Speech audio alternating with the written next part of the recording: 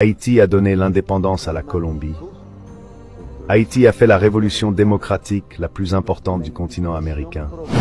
Parce que parmi les révolutionnaires du Nord, les fondateurs de cette république, les pères fondateurs de cette république, les pères fondateurs, comme on les appelle ici, ont été les plus importants du continent américain, qui ont apporté à l'humanité un courant de liberté et d'air frais, en s'inspirant des idées des Français, qui peu après ont fait leur révolution française.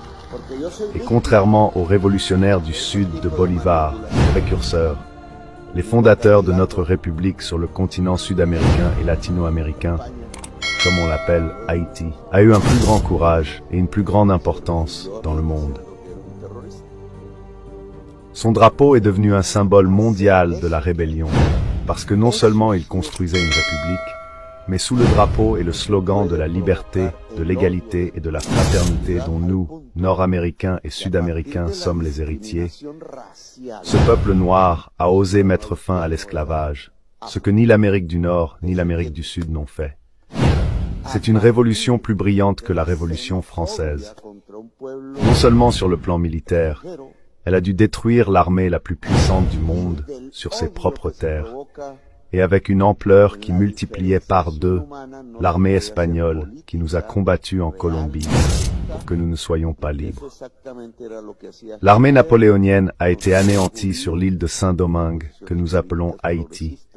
Non seulement une brillante victoire de ces généraux noirs qui crièrent contre l'esclavage sous la bannière de la liberté, de l'égalité et de la fraternité, mais ils durent vaincre les Français qui avaient inventé ce slogan, démontrant l'énorme hypocrisie de la démocratie occidentale, qui tout en parlant de liberté, mettait des chaînes à l'esclave, qui tout en parlant d'égalité, considérait le noir comme inférieur, qui tout en parlant de fraternité, giflait et condamnait le peuple haïtien à la violence, comme vient de le faire un candidat à la présidence de ce pays, qui en parole a déchaîné la xénophobie. C'est répéter Hitler, c'est déchaîner la barbarie. En tant que Colombiens, reconnaissant au peuple haïtien de nous avoir donné les armes, les hommes, l'abri de l'arrière-garde au milieu de la lutte pour notre liberté, j'honore le peuple haïtien qui vit en Haïti. Aujourd'hui, tout mon soutien dans sa pauvreté, car le peuple haïtien est pauvre, parce que la France lui a fait payer en argent la libération de tous ses citoyens de l'esclavage. C'est à ce point, tel que l'hypocrisie d'une démocratie est grande. C'est une démocratie occidentale qui aurait dû être le phare de la liberté dans le monde entier depuis lors.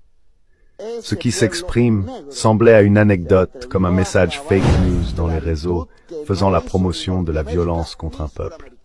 Nous vivons dans le monde, nous vivons en Colombie, cela se voit en Europe, en Afrique. L'information, d'une certaine manière, a fait le tour des réseaux sociaux. Le véritable sens des citoyens. Les citoyens ne peuvent pas se rapprocher de la réalité, parce qu'elle est médiatisée par des idéologies, par des préjugés construits à partir des sphères du pouvoir mondial.